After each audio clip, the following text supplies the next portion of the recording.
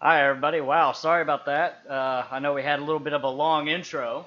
Um, welcome to That One Show with the Newmans. We're doing another Do You Believe in Ghosts episode. Um, so, right now, we were having some technical difficulties, but we should have them all handled. I'm just making sure everything is showing up and looking good. Looks like everything's doing nicely now. So, let me move my tablet so that it can actually be used. And you may notice that Bethany is not here at the moment. She is actually preoccupied for right now. So we're gonna go ahead and get this started. So first of all, we do have a live guest that will be coming in here shortly. It's Justin Arnett. He is the lead investigator of 765 Paranormal. Um, so we're very excited to have him on board with us during um, this live podcast, and just to get some of the house cleaning details taken care of. Uh, if you haven't already, be sure to drop by our Facebook page, give us a like, follow us on Apple Podcasts, Spotify, Anchor FM, and make sure that you give us some ratings too. That way we can keep doing what we're doing and have a good night or good time rather doing this. Um, so yeah, the big question is, do you believe in ghosts? Now I've got multiple questions that I've got ready for Mr. Justin Arnett, and I think we're going to get a lot of good insight on the paranormal field. So I'm excited about that. Um, if you were here on our last episode, Bethany and I had discussed some of the different experiences that we have both had. Um, I myself have had very little experiences with the paranormal, but enough to, make me say, this might actually be something. So, uh, yeah, so without any further ado, I think I'm going to go ahead and get Justin on the line. So we were going to have a whole setup with, video, audio, and all that good stuff, but it kind of flopped last minute, so we're going to do it a old-fashioned way. So for those of you that are in the live stream, please be sure to let us know how the audio is as far as being able to hear Justin whenever I get him on the line. So let's see. Oh no, how do I turn my camera off?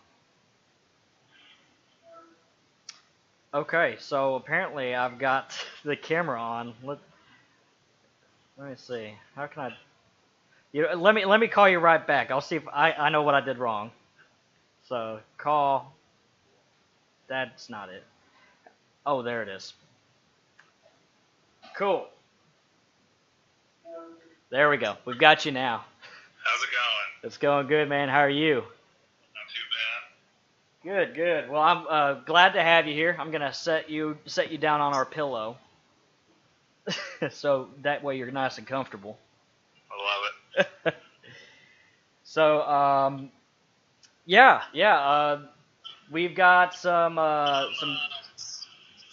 questions for you that we're just gonna kind of jump right into it, really, because I've got a lot of questions for you. I mean, I know you and I have a personal relationship outside of this podcast, but Right. at the same time, there's a lot of questions that I don't know that I'd like to have some answers to. So, and it's really to kind of get to know you, what you stand for, what 765 stands for, y'all's mission, and so on and so forth.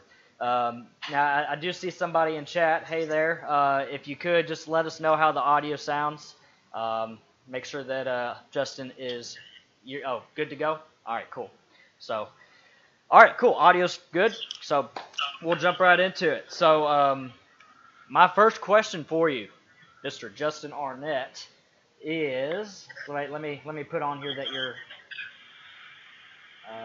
you are on the stream. So just gotta transition everything. I need a napkin. I just dropped a drink. Oh, yeah. So while I do this, Justin, how exactly was 765 Paranormal founded? That's a good question. So 765 has been around, I believe we're coming up on 7 years now.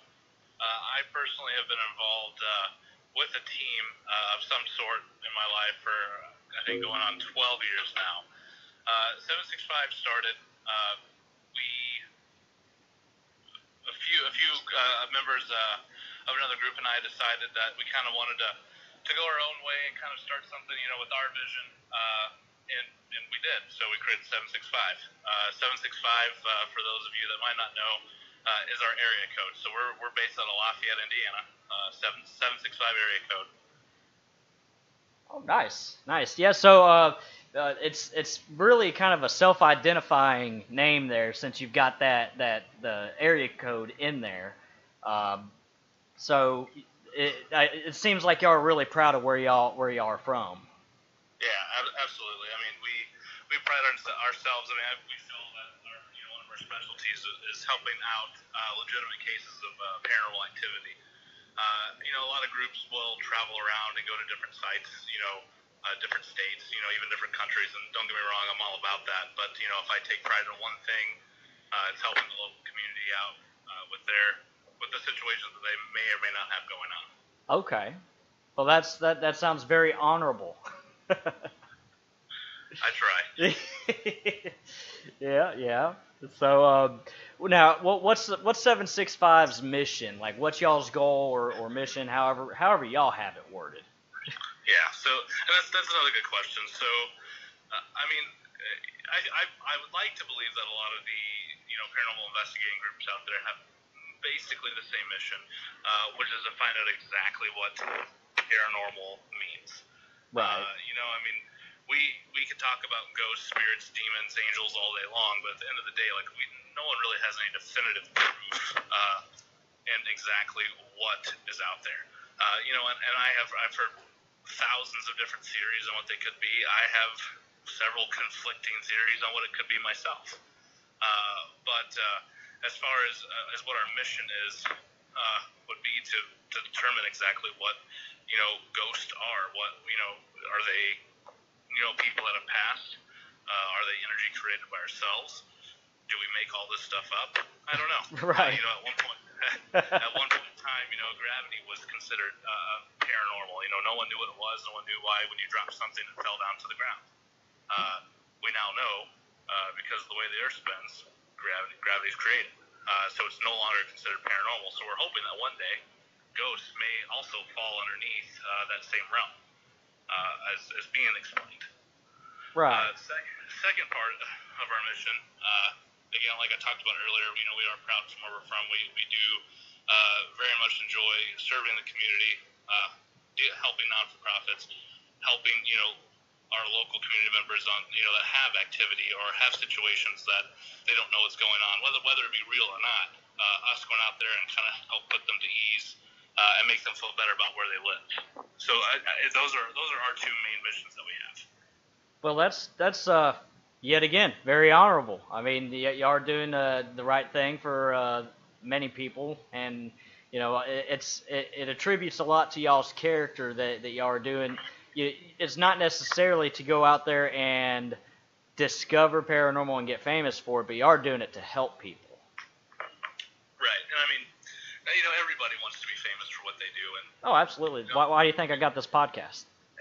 Exactly. But at the end of the day, and I definitely know that I not only speak for myself but for my team, that we definitely put helping others and serving the community of paranormal instead of looking to be fame. There's a lot of people out there that put fame over doing what's right. And that can really come back and bite them. Oh yeah. Our reputation is everything we have. Everything we do, we don't charge people for helping them, and we don't make money for anything that we do. If we fake evidence or do something that's disrespectful to our 765 name, no one's going to trust us or believe us. I mean, all we have is our reputation, so that's something that we hold in very high regard. Oh, absolutely, and I certainly can tell, especially with my experiences with y'all myself. I mean, I can tell that y'all really do care about the things that y'all do in the paranormal field, and y'all are a very respectful bunch, for sure. And so I think very highly of you myself, and the rest of the group, because y'all are phenomenal people. We appreciate that. Hey, that's no problem. I got a question in chat for you. Melanie Austin Tucker, she has asked, do y'all have proof of paranormal activities? So that's kind of a loaded question. I mean, if anybody truly had proof of paranormal activity, then it wouldn't be paranormal anymore. I mean, if I could show the world, hey, I can prove to everybody scientifically and with data that ghosts exist, then it would be a completely different field. So no, I don't have anything that I could sit down and show the world that, hey, this is real. But with that being said, we definitely do have caught quite a bit of video, audio, and personal experiences, as well as scientific data to support the claim that there may be something out there that we don't currently understand how it works. For example, EVPs, electronic voice phenomena, probably one of the most common occurrences of paranormal activity.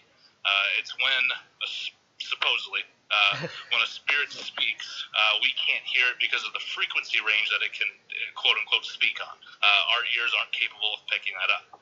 However, whenever you have a recorder, it's picking up all those frequencies and can play back to a frequency that the human ears can hear. I've gotten several EVPs that have said anything from my name to their name to where I am, intelligent responses, whether that mean I was alone or whether I was with the people on my team, and I know that no one said this word or whatever that may be.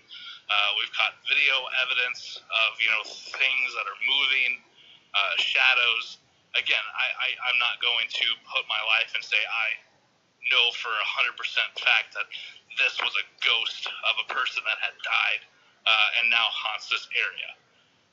Does that kind of make sense? Yeah, actually, you've already gotten a response back from Melanie. She said, "Thank you, Justin. I've heard of Ghost Adventures and seen their episodes, so I didn't know if that stuff was real." So, that's a can of worms. Yeah, Ghost Adventures. So the thing is that I've actually been on My Ghost Story with History Channel, I think is what it was at the time, and the story that they did for me was an experience I had at Pierce Cemetery. While I did feel that they did a very accurate portrayal of what happened to me, and the whole show was supposed to be about this is real stories about real people that have had real experiences, it was still very much Hollywood. Right. I mean, the whole occurrence for me happened months, even years over time. They made it seem like it all happened in one night. When I went out, I was a paranormal investigator. They made it seem like I was just some kid going out to the graveyards doing stupid stuff. I mean, and of course it makes for a better show, and I get why they do that. Right. But again, so even more so with somebody like Ghost Adventures, who push that appeal factor, like they want their audience to really get into where they're investigating and really see what they're seeing.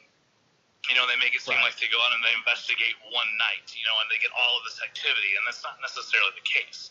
Now, by no means am I saying they fake their evidence. I would never say that. I don't know that. Nor would I even stand by saying that if I had an opinion, I would say they fake their evidence. But we can't forget that those types of shows are still Hollywood. Right, absolutely. So to answer your question, Ghost Adventures, yes, that stuff actually happens, but not to the frequency of what they make it seem like. I mean, I would say probably of all the investigations that we've gone on, honestly, maybe 5 to 10% of the places truly have some sort of paranormal activity.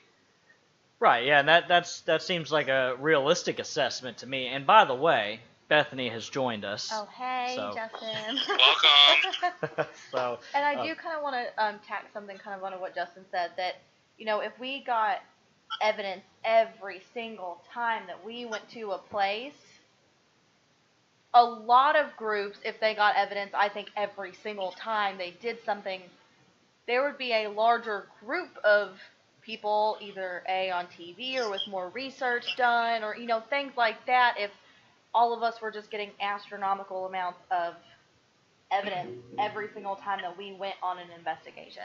Oh yeah, no, absolutely. That makes perfect sense to me. I mean, but you know, if everyone had evidence every single time, then like Justin said, it wouldn't be paranormal anymore. It'd be normal. So I mean, right. You know, and we kind of have a motto, you know, when in doubt, throw it out. You know, I mean, so right. We talked about, you know, EVPs earlier. You know, if I am not 100% sure that that it wasn't somebody that I was with, or it wasn't a natural occurrence, or, you know, even you know, objects or something. If I don't have an explanation for it, then I will consider it as evidence. Not necessarily if there's any doubt, then I'm not. Especially when it comes to like in-home clients. So if I have somebody call me and say, hey, I think I have a ghost in my house, and I go out to their house and I get some quote-unquote data that I feel that could be voices, could be video, but I am not 100% sold on maybe that was a car outside, maybe that was somebody talking in the other room, maybe the fan was on and blew that piece of paper across the room. You know, I mean, if I'm not 100% sure that I can't come up with a rational explanation, then I usually throw it out. Right. That I mean, that makes sense, and that sounds like any I guess reliable paranormal investigator should go through the same process. Right? You know, you got like ghost facers on Supernatural, but they look at everything and think that it you know, it's paranormal. And I think sometimes it's hard to throw certain things out because, you know, sometimes you want that good piece of evidence, but, you know, I think it's a great rule of thumb that if you're not 100% certain, it needs to go. Because you don't want to assume that it's something and then kind of throw misleading information out there and kind of put yourself in a spot because it could be disproven very easily. Right. And I can't tell you how many times that, you know, I've been reviewing evidence and I come across what I think at the time is a holy grail of paranormal evidence. I'm like, I have it. This is it. Like, no one can disprove this. You know, and then you find out that, oh, there is an actual explanation for it, and it's almost heartbreaking. Right. You know, and I mean, and that's the thing, is that's kind of what separates different teams. You know, like, again, the teams that stand on that high moral ground and teams that just want to become famous. You know, I mean, there's probably plenty of times that we've accidentally caught evidence. Not evidence, but evidence of paranormal activity that's just out of this world. You know, and then we see, oh my gosh, like, I understand how this happened. You know. And at that point, like, sure, you could probably post it on YouTube and get a bunch of people saying, "Oh my God, that's crazy! How did that happen?" But it's not real, you know. Right. So I mean, if I paint the Mona Lisa of paranormal activity one day, like, I want it to be real. I don't want it to be fake real. Right. And real quick, a quick moment of advertisement, because this question has surfaced on the chat. How would one be able to contact or find 765 Paranormal? So you can go to our website, 765paranormal.com. You can email us at 765paranormal@gmail.com. We also have Facebook, Instagram. Pretty sure we even have a Twitter. I am by no means the social media person. I have a wonderful girl named Tiffany who takes care of all that for me. Very lucky to have her. But yeah, we're on all the big social media platforms. You can just reach out to us there. Yeah, she keeps your Facebook on point. I will say that. I mean, there's always content streaming through there. I mean, she does an amazing job. And we can share it on our Facebook page too. Yeah, which we have shared some of the stuff on our Facebook page. So if you're looking to see to go and like 765 Paranormal's Facebook page, just go to our page and Bethany right now is actually about to share the 765 Paranormal page. So go to their page, give them a like, and just drop in, see what they got going on. with that being said, do you have any really big events or anything going on here soon? Yeah, we do actually. So we're putting on our first convention in Fowler, Indiana, with the Fowler Theater. It's going to be August 16th. We're pretty excited about it. We just recently filmed a documentary about Fowler, the theater, and we did an investigation, multiple investigations, and we're going to come out with our findings in this documentary. So we're pretty pumped about it. It's free for vendors to attend. It's free for anybody to come as well. I do know that they'll be charging for a couple different movies. We have a couple different vendors that'll be displaying some of the stuff that they've made as well, and all the money is going to go back to Fowler. So we're pretty excited. They're a non-for-profit. They literally took this theater that was falling apart, and literally it's beautiful now. Yeah, I was actually about to ask, what's your connection with the Fowler Theater up there in Fowler, Indiana? Yeah, so we do what's called Movie and Mayhem Nights, where people can come and they'll pay to see a movie. The prices that they have for like their pop and popcorn and movies are like old days. Like I think you can get in for like $5-6 for a ticket. Like your drinks and popcorn are like $1 or $2 each. I mean, like it's actually cheaper for me to drive to Fowler 30 minutes from here and watch movies on their screen than it is for me to stay here in Lafayette, because you pay $15-20 for popcorn and drinks and then another $15 for a movie ticket. Man, yeah, that's huge savings, because I can spend easy $20 after the ticket just for food and drink whenever here locally where I'm at. And it's a gorgeous theater. I will say, hands down, probably the most beautiful place I've ever been to. It's amazing. And Bethany says that it's a gorgeous theater, and she said hands down the most beautiful one that she's been to. So, and I agree. It's a very, very well laid out and upkept theater. I was very impressed whenever I went there. So, but yeah, that's awesome that y'all do that. Now, I'm assuming y'all work with each other quite a bit. The 765 as well as Fowler Theater? Yeah, so we usually do the Movie Mayhem event, which again is where people come watch a movie and then we have an investigation afterwards. We try and do those about once a month. We work very closely. A lot of the people that work there or actually do a lot of stuff with us, even on the investigation side of it. Dwight, he's part of our team. So we're very, very close with them. We're very lucky to have such a relationship with them. So that's awesome. Let's see. I'm seeing another question in chat here for you. It's off topic from Fowler and everything else. But what's your? It says the question is, what about the Bell Witch? So I'm guessing what are your thoughts on the Bell Witch and the legend and the lore and all that good stuff? So the Bell Witch lore is actually probably one of my favorites. So I'm originally from Tennessee. I was pretty much raised in Clarksville, which was, I don't know, Bethany, what is that, 20-30 minutes away from where we live? Yeah, just about. Yeah, well, isn't it Adams? Yeah, that's in Adams. So which I think Adams is the same county as Clarksville though too. It's either that or it's in Robertson County, the neighboring county, but it's right there. Yeah, they're pretty close, and that was probably one of the first real stories that I really looked into and kind of did some research, and I find it very interesting. Now, as far as the things that I think differently now than maybe I would have 10-15 years ago when I was researching this, would be the whole she's a witch.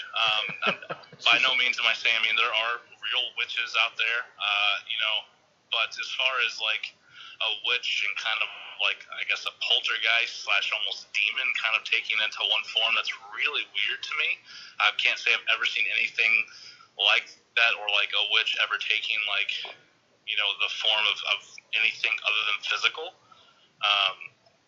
So I think that maybe the whole identity of the Bell Witch is probably misinterpreted from being an actual witch to maybe something like a poltergeist or maybe even a demon. I'm not going to necessarily say demon, but it could have definitely taken the role of of a quote-unquote witch, if that makes sense. Right. Yeah, that makes sense. Because I mean, especially around here, the Bell Witch legend is a huge one in our area, just because it's really, I think, the most famous bit of lore in our area, in the Middle Tennessee area. And then on top of that, you also got all the ghost adventures and whatnot, doing stuff on the Bell Witch, so. And I've actually been to the cave myself. I've been to the home. I've been to the cave. Yeah, I'll let you take over. I gotta get this on charge. I've driven by the school, the schoolhouse that used to be there, and I probably went. I'm gonna say I went during the worst time because it was on, I think, Halloween night or the night before. So it was a little bit more, I don't want to say dramatic, but it was a little bit more dramatic. But the stories, because I have done research on it, were very true to what the lore on the whole story is. But yeah, I mean, I guess my thoughts on it are, I think it's absolutely possible. You had people like, President Andrew Jackson, who went there and ended up leaving in the middle of the night because he didn't know what was going on, and the experiences that he had was enough to make him leave. Again, not saying that just because you're president means that you're always honest, but again, you're talking about a recognized figure in history who actually wrote about in his journals about the crazy events that he experienced there and how he had to leave. Exactly. So. Yeah, awesome. Good answer, as they say on Family Feud. So now one of my questions for you is, what is, and you can just say either, I guess, for yourself or for 765 Paranormal, what kind of approach do y'all take when y'all are doing an investigation? So this is my favorite thing about my team, is that we are so diverse and belief systems, how we want to investigate, how we think we should investigate, the approaches that we take, we're so diverse that we literally can hit 100 different aspects in one investigation. But we also work so well together. We've been together for so long that we know how each other works. And we kind of while I am the lead investigator, I don't feel like that's necessarily the case during an investigation, because everybody kind of takes the lead at what they're good at, and we're all very good about, there's certain things where, maybe I need to step in and take the lead, and just depending on what we're getting, what the situation is, how we're feeling. There's other times where, Tiffany might need to step in. We're very diverse. So me personally, I'm very scientific with my approach. Again, I said earlier, with my personal mission would be to one day be able to prove what ghosts are, and as all of the personal experiences that I have, I know that I believe, but I can't tell you, and I can tell you, Ethan, hey, I had a drink with, the Yeti. He's real. You have to believe me because I just told you that he was, no, you're not, And it's the same thing. I could say that I walked into this room and I saw this big dark figure looming over me, and I'm staring him right in the face, and he just disappears. I know for a fact I saw what I saw, but no one's going to believe that. Even if I took a video of this dark figure and him disappearing, you're going to have it's faked. It's video edited. In today's society, it is. It'd be very easy to fake, a sighting like that. People do it all the time. So for me to be able to scientifically prove, be able to take data and information to a group of scientists and say, hey, here's what ghosts are, and then be able to follow up and prove that my theory is correct, and we can prove it scientifically, that's kind of the approach I take. Okay, no, that's fair answer. Now, the name of the episode is "Do You Believe in Ghosts?" And so from what I gather, and just from what I know of you, you're a skeptic, right? Very much so, yes. Well, so am I. So how would you answer that question? Do you believe in ghosts? And again, that's such a hard question to answer. Do I believe in ghosts? I don't know. I really don't know how to answer that question. Do I believe that there are things out there that we can't explain that we are currently interpreting as quote unquote ghosts? Absolutely. That is definitely something I believe in. I mean, like I said, probably some of the theories that I guess that I would believe in is, somebody passes away, leaves a lot of energy in a place, whether that be residual or they're intelligent, can remain in an area of not necessarily their choosing, but of where that energy is. I'm even a big believer, and then we create this energy, these ghosts, these spirits, these demons. When somebody dies, it's not their energy doesn't necessarily stay at the place. What we're doing is, if I tell a group of 100 people that, hey, somebody got brutally murdered in this house, and they constantly had this impression that somebody was brutally murdered in this house, and I'm telling them that it's haunted, that guy that murdered this person, his ghost now stays in this house, and if you go there, he'll kill you, or he'll hurt you, or whatever that may be. And it becomes, then it just becomes 100 people talking about it. Then those 100 people talking to another 100 people, and then those 100 people talk to another 100 people. Next thing you know, it's the biggest story ever. Like this house is haunted, and then people start portraying their energy onto this house. That kind of turns into a ghost, and really, it's kind of corny. But you guys watch Supernatural. Do you remember the episode where it's actually got the ghost facers in it? It's the first time they meet the ghost facers. Ghost. With ghost the house, facers. Where they more or less they created this energy at this place. They made up this story. It was totally fake. But the energy actually went to and created an entity and what caused a haunting in this house.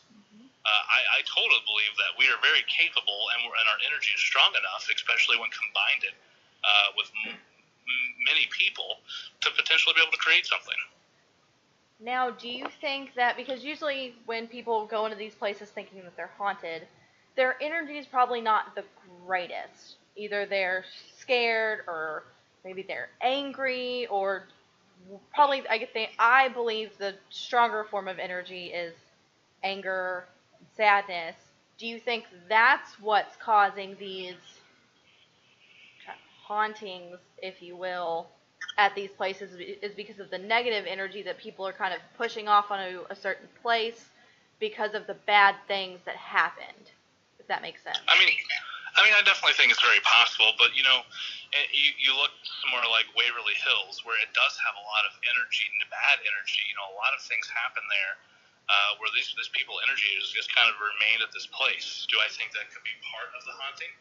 Absolutely. Another thing that it could be is people pay a lot of money all year around to go to this location to quote unquote find ghosts. So people are there looking for ghosts, and typically if we're looking for something, we're probably going to find it. Mm-hmm. Right, yeah. So that would lead me to believe, now going down the more scientific realm of things. I don't quote me on the percentage here, but my understanding, the way I remember hearing it was, I think humans used approximately they utilized approximately 10% of the power of the brain, and which I could be way off on that percentage, but nonetheless, they don't use the brain to its fullest capacity, and that's just a natural thing. Do you think that subconsciously we may be tapping into that other reserve that could potentially be adding this energy to that with possibly superhuman powers, if that makes sense?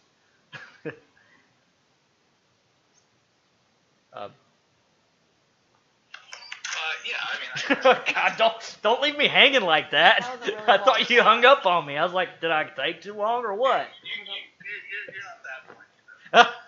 Yes, I am. You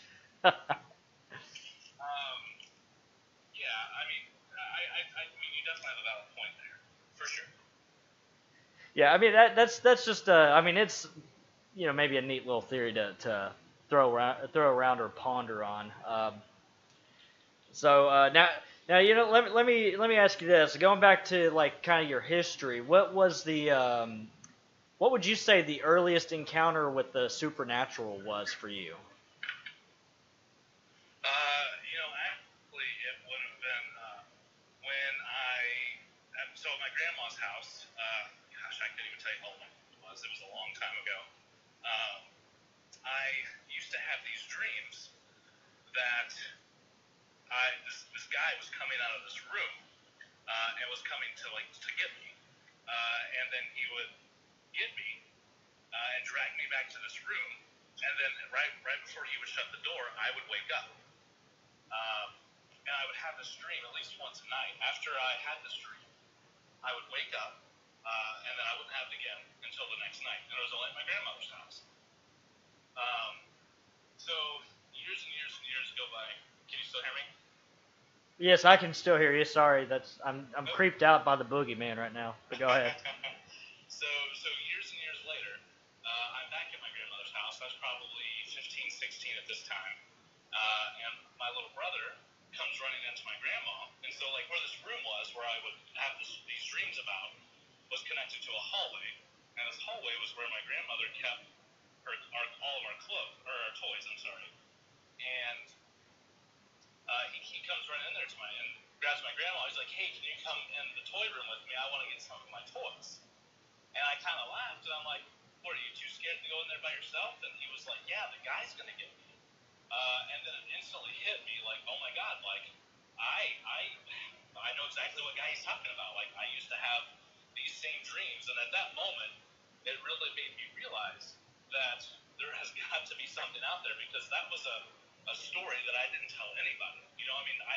Literally, I think I told Bethany this story because it was just one of those things that I was young, I was a kid, like I just thought it was a bad dream, and then whenever we moved to Georgia and I didn't stay over there, like I never had these dreams again. So then I started talking to my grandma about. Actually, I guess I lied. I did talk to my grandma afterwards, and she was like, "Well, it's funny that you say that because." That room, so when my grandparents got the house that they lived in, my grandfather was one of the youngest brothers of like 12 kids. And wow. The oldest was his sister, and she was the one that built that house.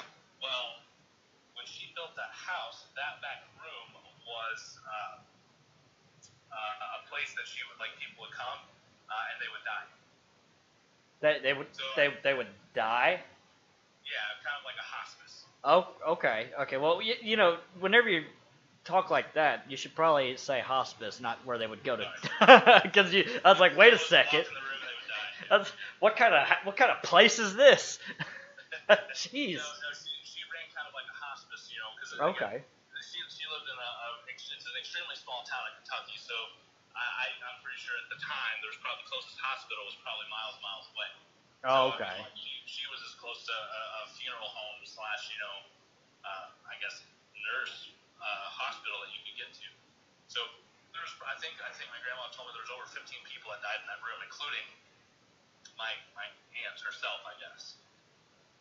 Wow. So between me having these dreams, my little brother having the same, talking about the same guy. And then my grandma telling me that people used to, like that it was a hospice, like that people would die in that room. It was like, and she never told me that until I was 16. Like, and I was just talking about, wow, that's great. Like I remember I used to be scared of that room too. Man, that's crazy. I mean, it's one thing whenever you go on to like whenever you're a child and you see what you think is the boogeyman or whatever. And then you grow up, you grow out of it, and you're just like, okay, you know what? That I was just being a kid. I just making it all up, imaginary, so on and so forth. And then another little kid comes up to you and says they're seeing the same exact thing that you were seeing. That's just very off-putting, I guess. I certainly wouldn't want to experience that myself, and nor have I. But the worst thing that I have ever, maybe not worst, but the most paranormal thing I have ever experienced was on the other side of a jail cell from you. And no, we didn't go to jail together on like some crazy party night or nothing. It was an old haunted jail, so the legend goes. But yeah, that's where I had you gave me my first run in on any bit of paranormal evidence or experience that I've ever seen or really actually taken seriously. Right. So I'm glad I could be part of that first for you. well, you opened up a can of worms to a lot of stuff I don't understand now. So yeah, I appreciate that too. So we're actually Bethany and I are actually planning on going up to the Freak Out at Fowler to come support y'all, support the Fowler Theater, and to have a blast because I mean. The whole group, again, 765, all 765 is fantastic set of folks, and I think I've only dealt with one person from the Fowler, which is also part of 765. So, from what I could tell, great people too. They're all right. They're all right. Well, that for those 765 folks and Fowler Theater folks listening. Well, you heard it straight from the what is the horse's mouth. The horse's mouth. Yeah. So now, what is the let's see what's the most compelling. Interesting. Compelling, interesting. The one thing that stands out the most out of all of your well before I go into that. Approximately how many investigations have you done, and what was the most, what sticks out the most out of all of them? Honestly, I couldn't even begin to throw a dart on how many investigations I've done.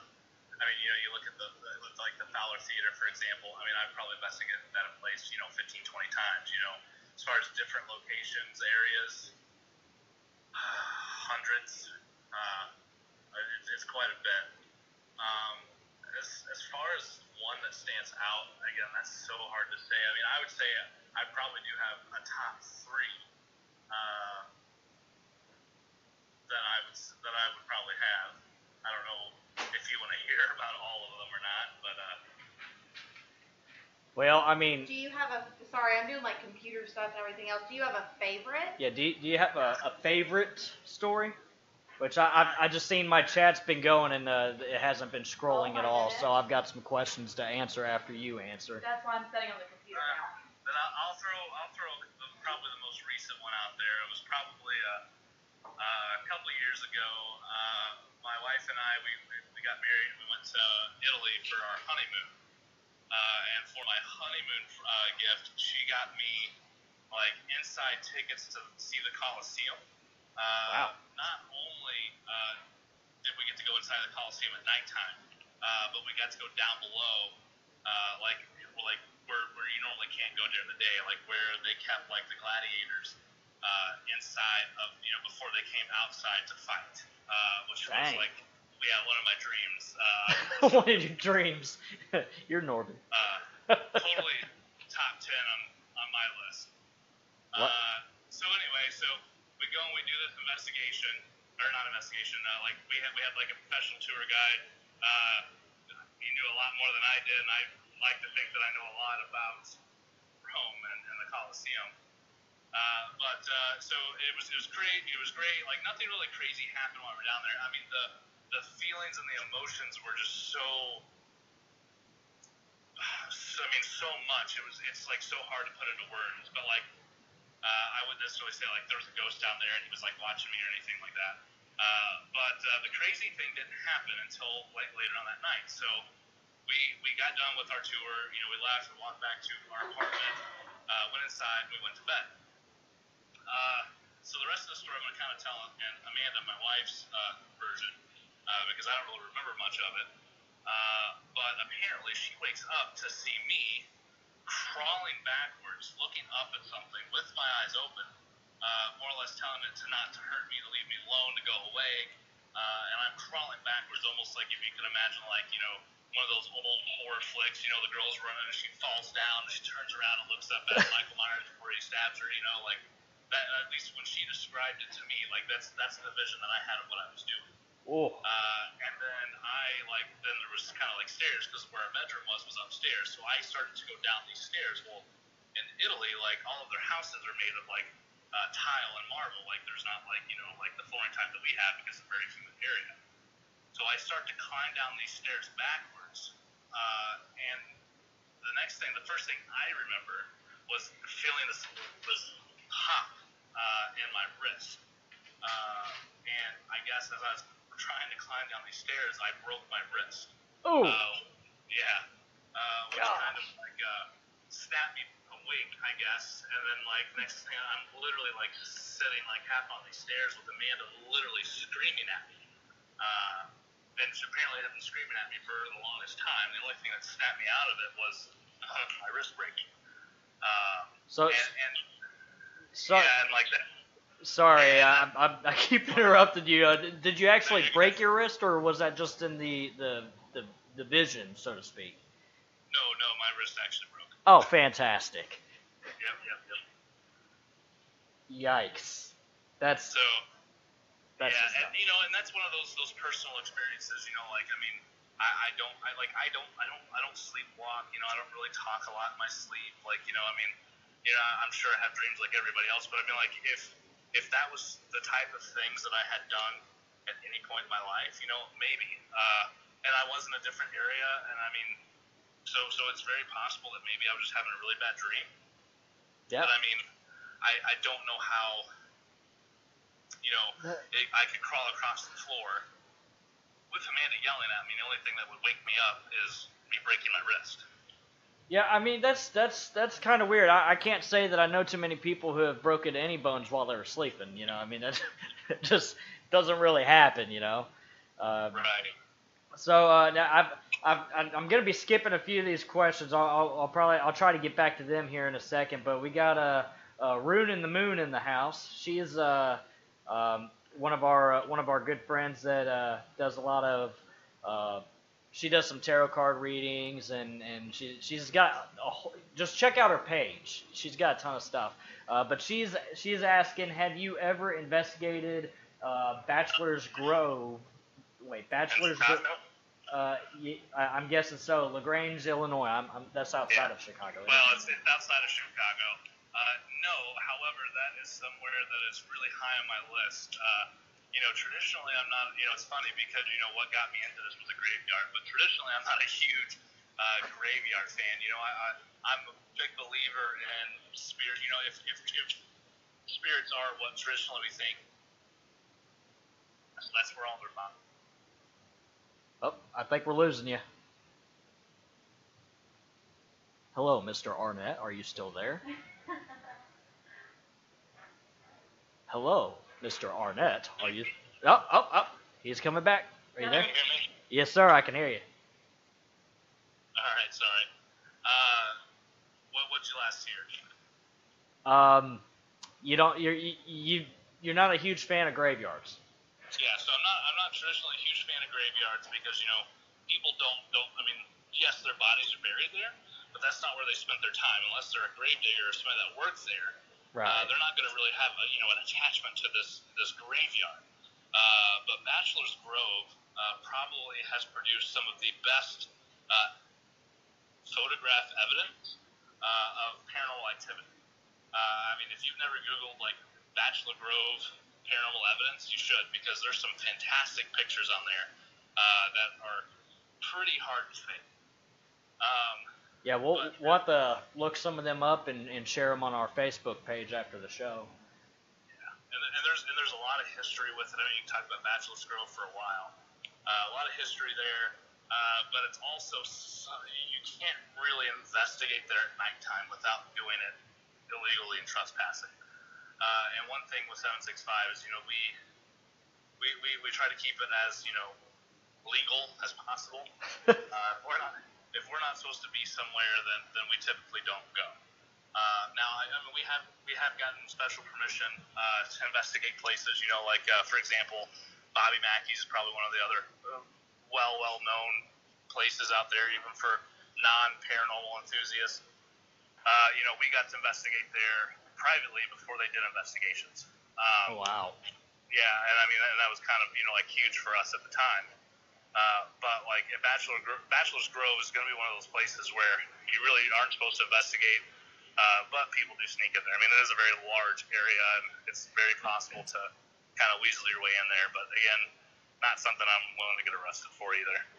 Right. Yeah, I mean, that's y'all aren't getting paid to do any of this too. This is all y'all are doing this on your own dime and on your own time as well, right?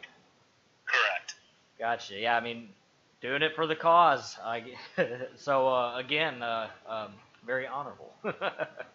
So, we've got which one was that, honey? Does anyone know what it means Okay, when you're sleeping?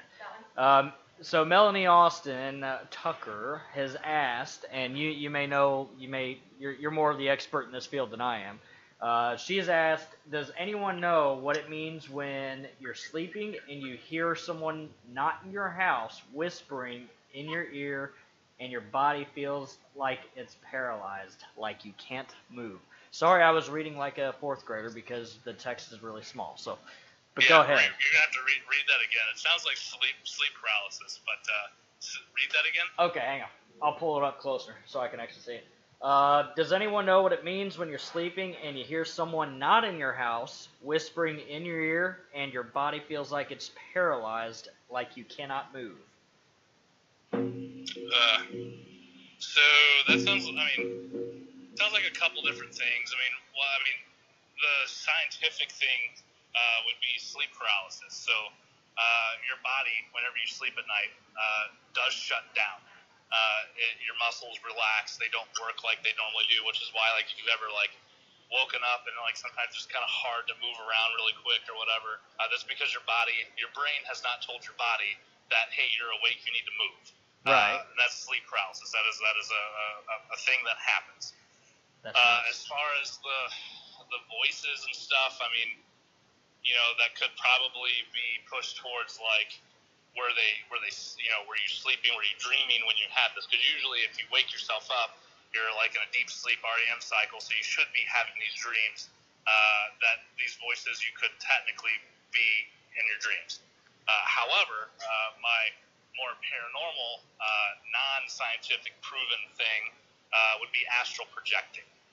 So this is something that I know people who have claimed to do it, people that I absolutely 100% believe in what they're telling me. And astral projecting is, in theory, is whenever someone can allow their soul to leave their physical body and travel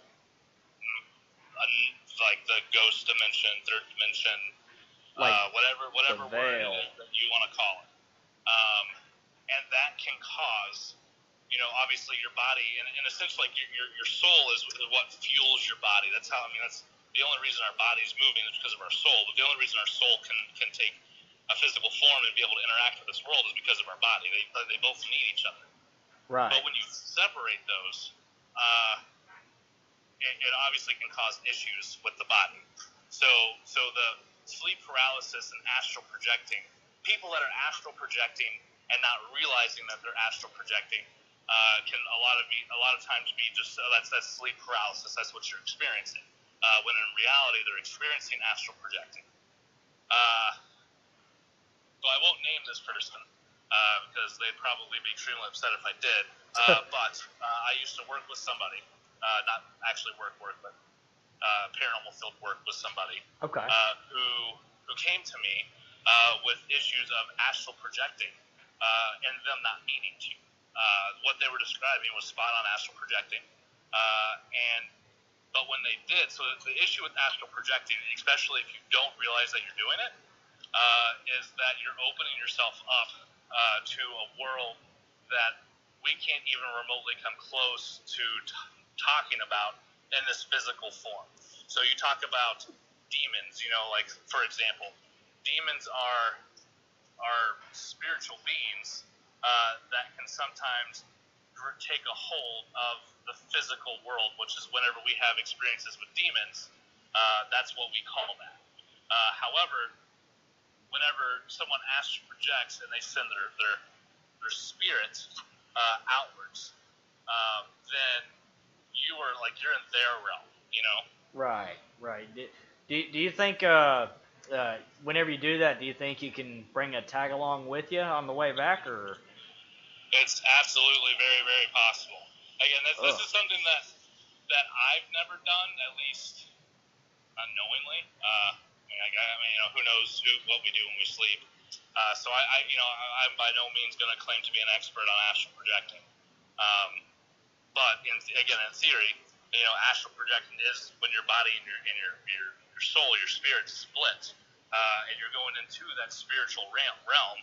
I mean, that's their all the negative things that we talk about, that we can experience today.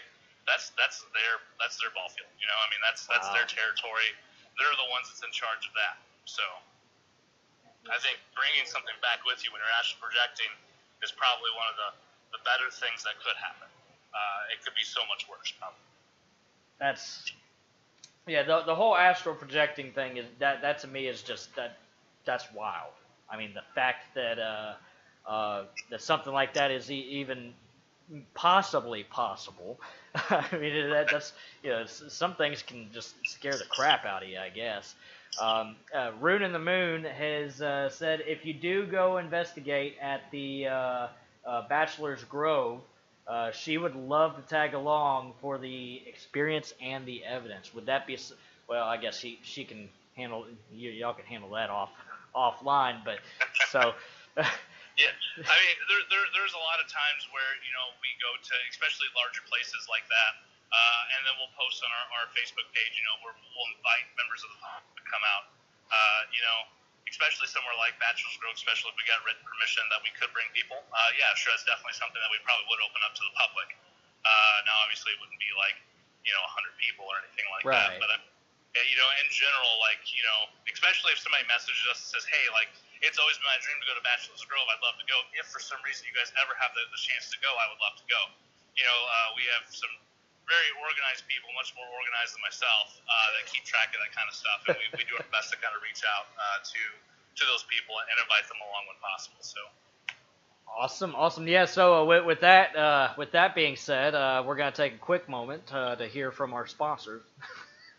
So here we are. We're gonna go ahead and talk about our sponsors. 765 Paranormal. I'm gonna say they're one of our sponsors right now because they share our posts. So this is why it's very important for you to go to their page and give them a like, because if they're sharing this information and doing public investigations, you need to know where they're going to be and how you can get involved. I mean, there again, 765 Paranormal has been a phenomenal group from my experience, and also for, well, Bethany doesn't count anymore because she is part of the team, part of 765, so you're biased. No, I still count. No, you're biased. Because I feel, well, and especially too, I mean, I guess you could say I'm biased because my brother is the lead investigator of 765, but I will say I am, let me get off the computer for a second. I will say I am probably the biggest, I'm going to go out and say I'm the biggest scaredy cat ever, and the group has been absolutely amazing with taking, I guess, my fears about certain things and being so, warm and welcoming. Right. With just kind of how I am as a person. So, me, from an unbiased standpoint, I would say, I mean, I couldn't ask for a better group to possibly be with. I mean, yeah, absolutely. In my experience, I'm a huge skeptic, just like you are, Justin. And y'all still invited me to come on board, and while I was there, y'all were extremely informative and very welcoming. And I mean, even though I was a skeptic, it's you could have been like, oh, well, you don't believe, so you're not invited. But y'all still invited me, and y'all welcomed me, and actually encouraged my skepticism. But kind of back to what Justin said, our group is made up of so many different people with different beliefs and different ways of doing things. So I mean, it would hurt our group if we were very, like one-track minded, like this is the right way, this is the only way you can do it kind of thing, and not just let's be more open to different possibilities of how things could be viewed or investigated or looked at kind of thing. Yeah, I think that's what makes 765 Paranormal such a in my opinion, a unique group, but also a very efficient group, I guess, as well.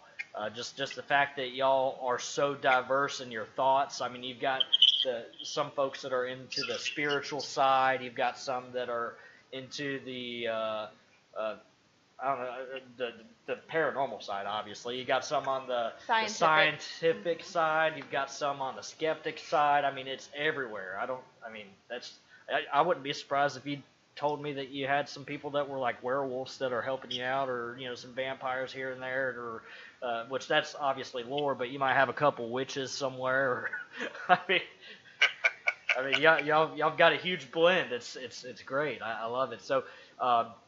Back to the sponsoring part, go to 765 Paranormal's website, 765paranormal.com, or their Facebook page. Just search 765 Paranormal, or look on our page. We shared their Facebook. They're on Twitter and Instagram. Yeah, they're on possibly Twitter, as he said. Probably Twitter. But they are on Instagram for sure. I've seen some of that. So definitely check them out. And if you haven't yet, give us a like, too, because we got to get some likes, too. I mean, it's only fair. So share the love. So now, kind of going back into, we got another question, and let's see. I had a friend that told me she had an out-of-body experience where they said they were watching themselves sleep. Is that possible? That is astral projecting, which is what we just talked about. Okay, cool. Well, so yeah, we just had about a 5 to 10 minute conversation on that answer. So if you missed it, then catch the live stream after it gets reposted. And so something that I'll do, since this has been kind of a hefty question this go around, is I will do some research and post some of it on our Facebook page, kind of going along with this live that we've done. Right. No, that sounds great. And Rune in the Moon said, does 765 want a do they want a witch? So, because she's I guess a witch. So she does all kinds of stuff. Y'all gotta seriously check out her Facebook. A lot of unique stuff. And if you're into the witchcraft type stuff, or in the I think pagan stuff. I don't want to say that and get it wrong. Okay. I don't want to say that, but I don't want to say and get it wrong. Just check out her Facebook, see what she's all about. But yeah, so she's offering up a witch, I guess, for 765 if y'all ever need one. So, and I think we've actually lost Justin. So we lost our guest speaker. Yeah, we've lost our guest speaker. Let me see if I can get him back. Oh goodness. This is why I'm manning the computer, because when I came back over here, the phone cut out. This is why I'm manning the computer. Let's see. Here, hold on. Let me get back to the computer. Pagan, yes. Okay, so that is correct. I did not want to get that wrong. That is not something I wanted to say incorrectly. Right. So now it looks like we're probably not going to get Justin back. Oh, there he is. I was lying. We are going to get him back. Here he is. See, I walked back over to the computer, and voila, there he is. Yeah. Stay over there. Stay away from the podcast. Just monitor. You're the monitor. Monitoring today. So, yeah, that was interesting. Yeah, I was still just going over an advertising bit, so you didn't miss much. The only other thing is, so if you're wanting a pagan witch, then you've got someone that's offering themselves up to 765 Paranormal to help y'all out. So that way you can have more diversity. Let's see. Now, do we have any... My computer guru or monitor over there. Do we have any other questions or? Sorry, you're fine. You're fine. Sorry. We've Yes, I do have bad luck on technology, which is why I'm staying away from the podcast tonight. For sure, I don't know what kind of energy I'm putting out tonight, but apparently today's not your day. It's not. That's what it is. And thank you for checking out Rune and Yes. 765. We love our We love our people very, very much. Yeah, so that's kind of part of our network. We've got Rune the Moon. We've got 765 Paranormal. I'm also actually, which I was going to tell you about this a little while ago, Justin. I've also got some other podcasters that I just recently networked with. And, one of them is a psychic medium.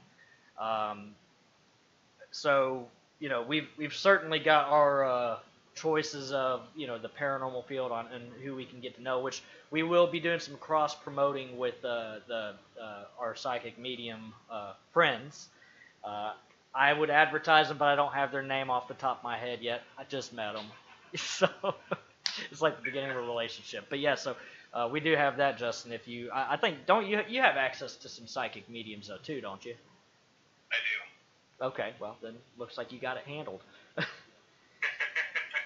I think they have everything. Yeah, the more the better. I mean, I guess if one's not available, another one will be. Okay, so our video just went out. I'm like, not okay. I think I just need to like leave until you finish the podcast. So our camera just died. Oh, did our? Okay. Hang on, let me. My goodness, you are ruining this podcast. Wow, I'm just really. All right, hang on. Let me put our live no cam transition thing on here. Wow. So okay, I need to stay away from anything electronic for the rest of the time. So yeah, that's. Now I do actually kind of. I guess this is a good segue into this question for Justin. Do you? I'm trying to think of how to ask this. How do you feel about like if you are an investigation and I'll let you take over. things kind of like that happen, like the cameras just kind of die suddenly or batteries all run out? I mean, is that something that you could elaborate on? Yeah, so I mean, again, going back to the thought that spirits are energy, they need energy just like we do to maintain, themselves, whenever they, if we go out on a run, we're burning energy, whenever they communicate with us, they're using energy, and the best source of energy that they're going to be able to take from it at that point is going to be us, our energy, or our equipment's energy. I mean, that makes sense. I mean, I'm not saying that's what I think is happening at my house right now, but... Well, I mean, it certainly is interesting that all the technology stuff's all kind of going wonky. I mean, which, there again, that could deal with the spirits or something, or the energy. But yeah, I mean, I think we could probably do this literally all night long. All night. I mean, we could. Like I have a long list of questions, and we're probably about a quarter of the way through. But at the same time, we're also an hour and 15 minutes or so into this podcast as well. So, do you have any final thoughts or any final comments, I guess, for us there, Justin? No, I mean, thanks for everybody for listening in. I mean, if there's anybody out there that has any particular questions, whether you didn't have a chance to post it, or it was posted we didn't answer, or you just don't want to share with the entire world, feel free to send us a message, on Facebook or email me that comes straight to my phone. I'm more than happy to answer any questions anybody has. Alrighty, well, thanks for talking. Hey, not a problem. I'm more than happy to come back on again whenever you guys want. Just let me know. Alrighty. All right, now for the viewers, or the listeners rather, you did mention email. What email address would they send that to? 765paranormal@gmail.com. 765paranormal@gmail.com. No period, spaces, underscores, or anything, right? Short and sweet. Short and sweet and to the point.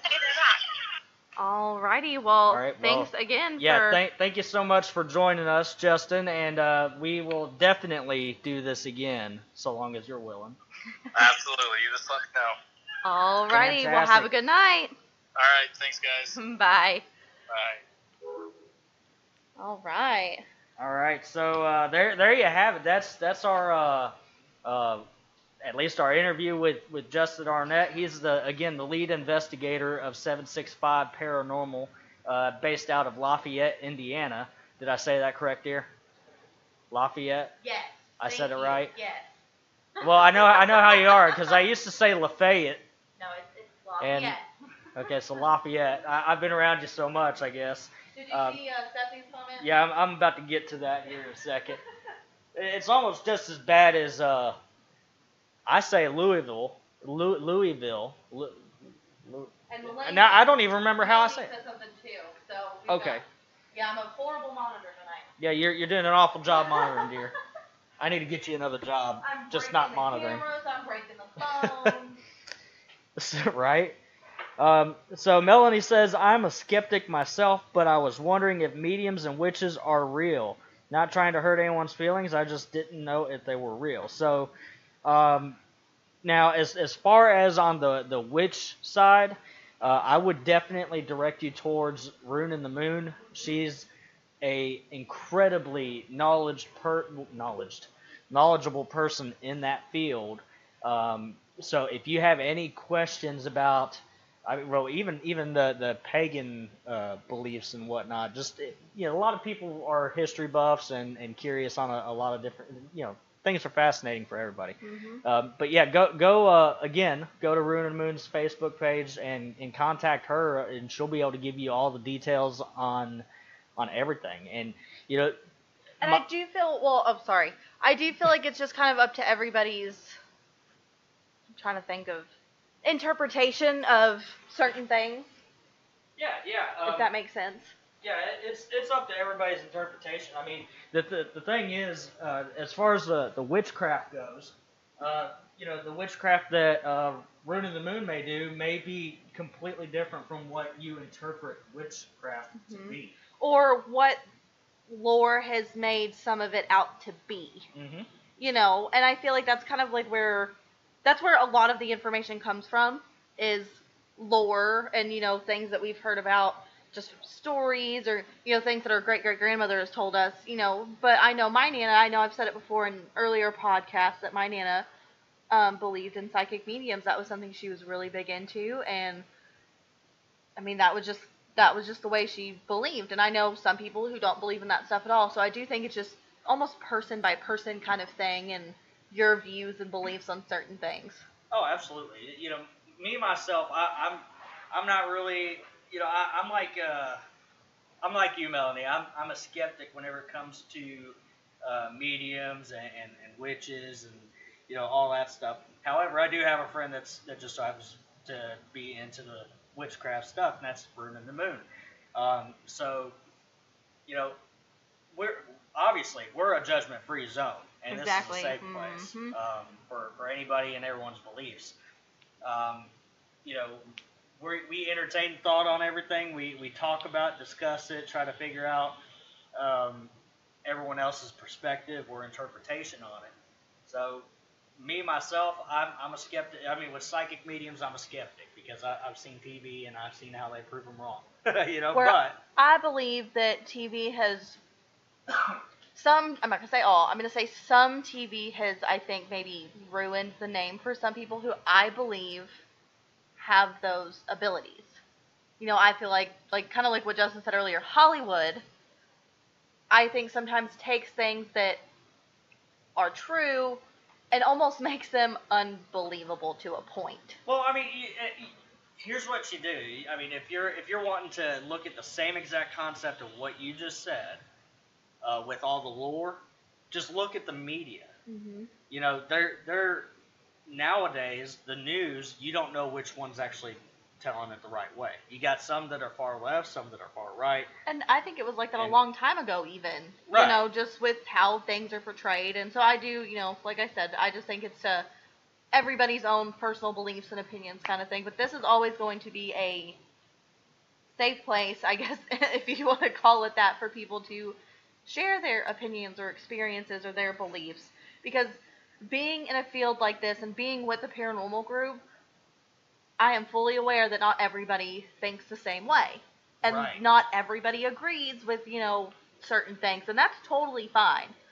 And I'm fully aware of that. So Well, I mean, you look at 765 Paranormal. I mean, that's a paranormal group, and not one of the folks in there have the same belief as the next. I mean, you got Justin, who's a big skeptic. He's open-minded, obviously, because he probably wouldn't be into paranormal if he wasn't open-minded. And then you've got others that are full on. Yeah, there's spirits. Well, and even like, because me and him, we're actually siblings, so he's my brother.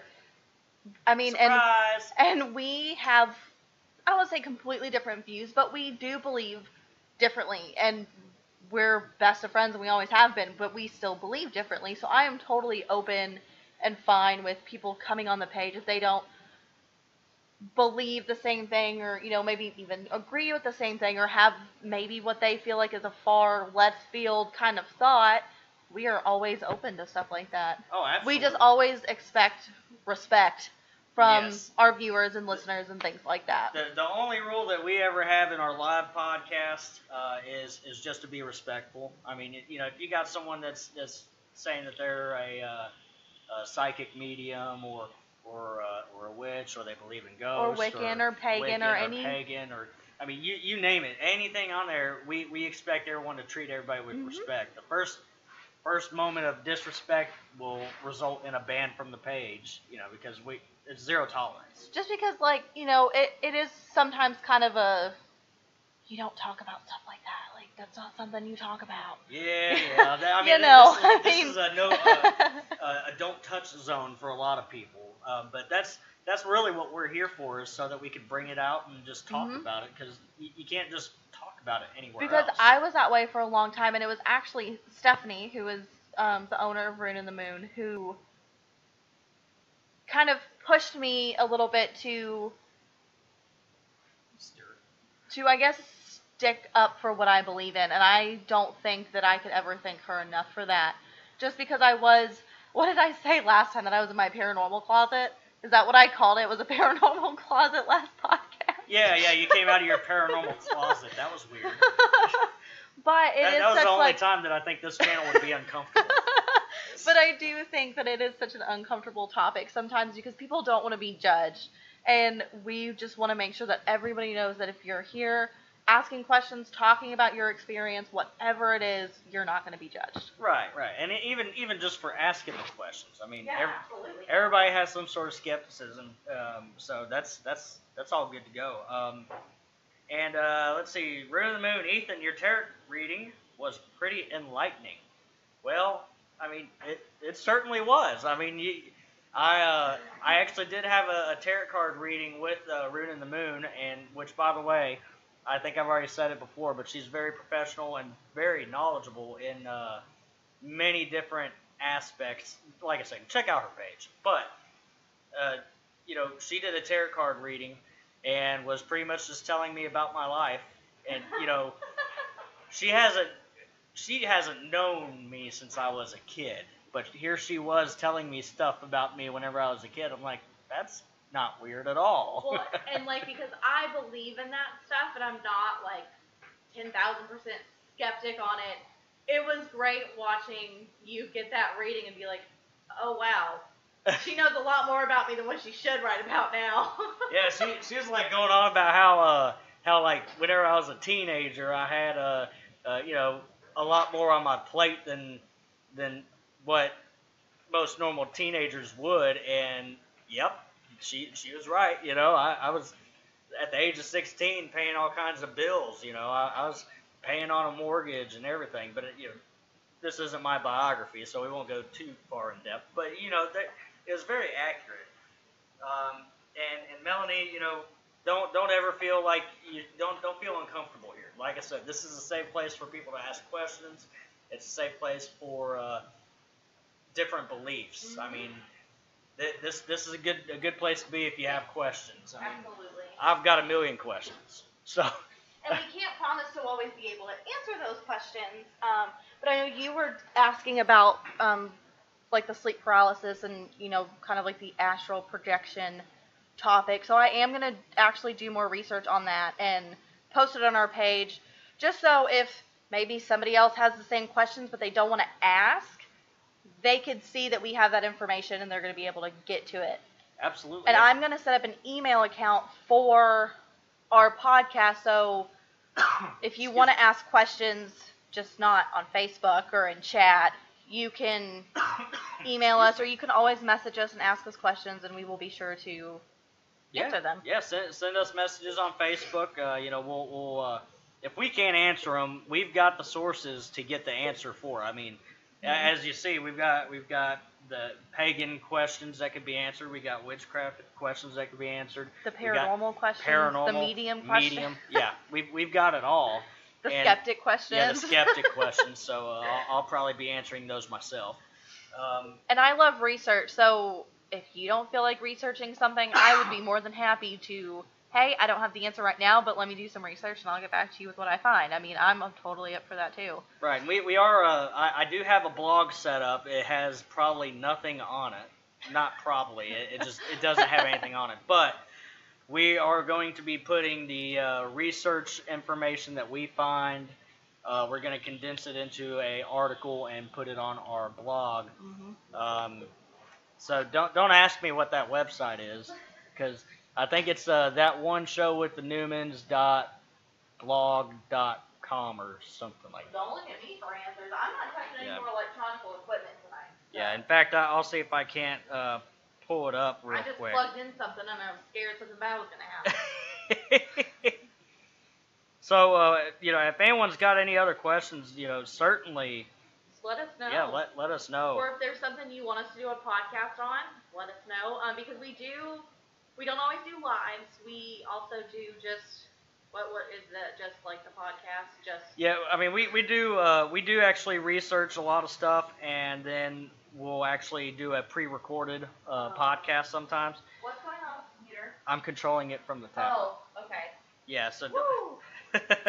Yeah, so to try and make this podcast a little bit easier, I actually set up my tablet to where I can control the computer. So she just thought something was going on. I thought I had messed something else up that was electronical, and I was about to go to bed. I mean, say goodnight to everybody and just go to sleep.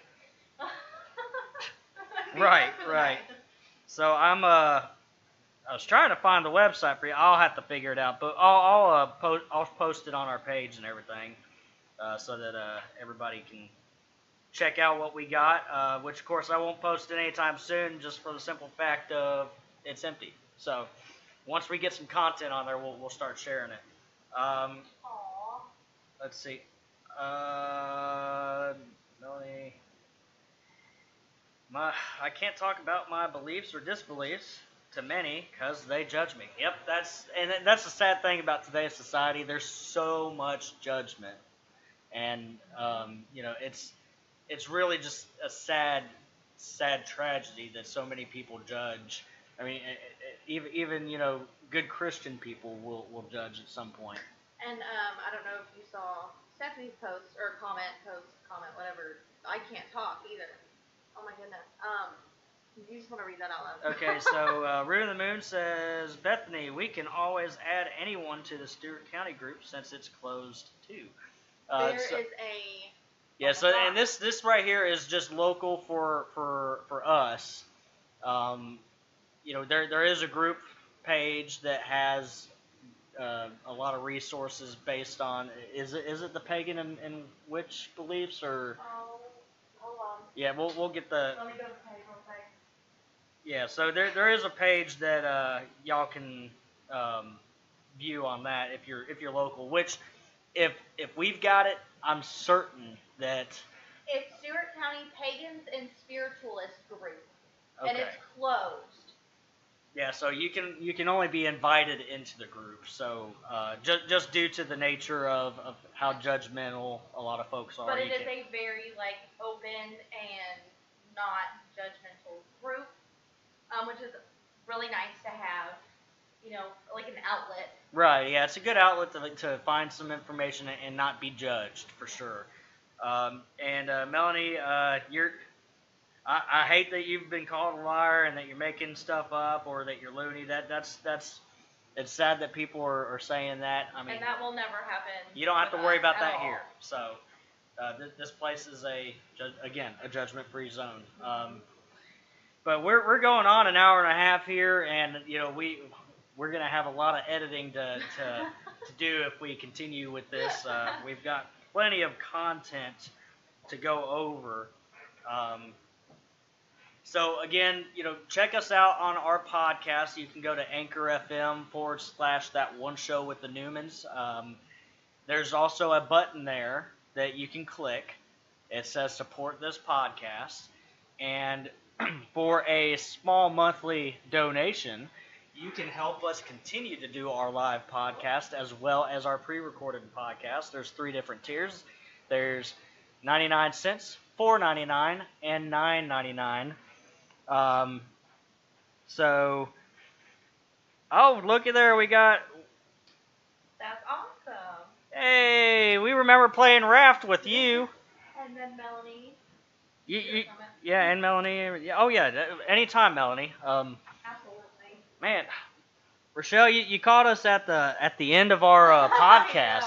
You got to wait till it loads up on Facebook now and join in on it. But I'm super glad that she caught us. Yeah, while we're still live. Yeah, we're glad that you still came by while we're live, and now you can hear yourself pre-recorded on Spotify here in a second. Right. Well, it'll probably be tomorrow before it comes back on. Second, 'cause it's gonna be a little bit longer than a second, especially with what I've done to the technology tonight. Right. So, but yeah, go to anchor.fm / that one show with the Newmans. Make sure that you follow us. I don't know if that's an option on it. I think it is. But either way, there is a support our podcast. If you would, just go ahead and throw us a little bit of cash. I'm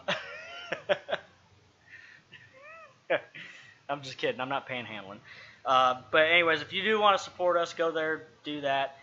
You can also follow us on Spotify to make sure that you get the most recent podcast notifications. You can also find us on Apple Podcasts. And be sure to subscribe to us on there. And we also have a YouTube page. You can subscribe to us there as well. If you do go to the Apple Podcast, be sure to give us a review and leave us a rating. And help us on our journey to new and noteworthy. So I guess if you want to come over here, honey, to say bye to everybody, that way everyone can hear you. As long as I don't break anything else tonight. Right. So, thank you again for joining us on this eerie episode of That One Show with the Newmans. I'm Ethan Newman. And I'm Bethany. Thank you so much again, and you have a fantastic day, night, morning, whatever it is when you're listening. Thank you.